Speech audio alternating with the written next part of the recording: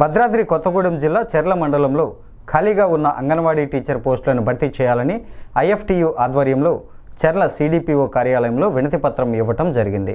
ఈ సందర్భంగా IFTU division నాయకుడు కొండ చరణ్ మాట్లాడుతూ చెర్ల మండల పరిధిలోని 13 అంగన్వాడీ కేంద్రాలలో టీచర్లు లేరని, అంగన్వాడీ కేంద్రాలలో టీచర్స్ లేకపోవటం వల్ల పిల్లల తల్లులు, గర్భిణీ స్త్రీలు, బాలింతలు ఇబ్బంది పడుతున్నారని, మండలంలోని ప్రతి అంగన్వాడీ సెంటర్కు ప్రభుత్వం పంపించే ఫలాలను అందించడం కొరకు సమీపంలోని వేరొక అంగన్వాడీ సెంటర్లకు వీరిని పంపించడం జరుగుతుందన్నారు.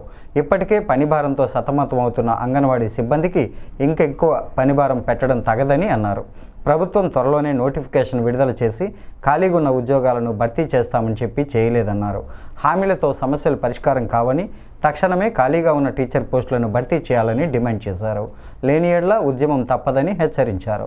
అనంతరం కార్యాలయంలోని అధికారికి వినతి పత్రం అందజేశారు. ఈ కార్యక్రమంలో ఐఎఫ్టియు మండల నాయకులు పురిటి ప్రశాంత్, కిషోర్, కౌశిక్ తదితరులు పాల్గొన్నారు. నా పేరు కొండ చరణ్, ఐఎఫ్టియు భద్రాచలం డివిజన్ నాయకుడిని. చెర్ల మండలంలో 13 అంగన్వాడీ సెంటర్లల్లో టీచర్లు లేనటువంటి పరిస్థితి చెర్ల మండలంలో నెలకొన్నది.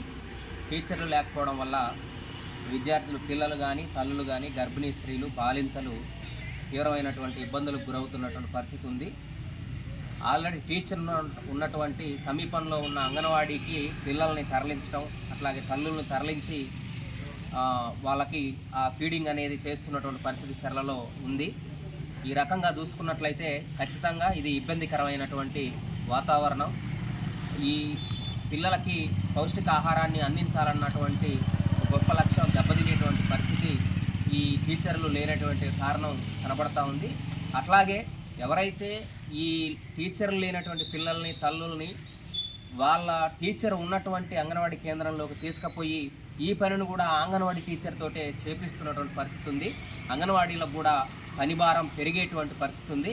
ఇప్పటికే నానా రకాల సమస్యలతోటి ఇబ్బంది పడుతున్నటువంటి అంగన్వాడీ టీచర్ల మీద ఇంకాస్త టీచర్ల కొరతతోటి ఈ పని కూడా వాళ్ళతోటే చేయించి పనిభారాన్ని పెంచడం అనేది సరైనది కాదు అని చెప్పేసి ఈ సందర్భంగా మేము తెలియజేస్తూ ఉన్నాం. మంత్రి గారు ఇప్పటికే త్వరలో ఆ పోస్టులు భర్తీ చేస్తామని చెప్పేసి అని, నోటిఫికేషన్ ఇస్తామని చెప్పేసి అని చెప్పడం జరిగింది. దాన్ని మేము స్వాగతిస్తూ ఉన్నాం. మరీ లేటు కాకుండా త్వరితగతిన అత్యంత వేగవంతంగా నోటిఫికేషన్లు ఇచ్చి ఖాళీగా ఉన్న పోస్టులు భర్తీ చేయాలని ఈ సందర్భంగా మేము డిమాండ్ చేస్తూ ఉన్నాం.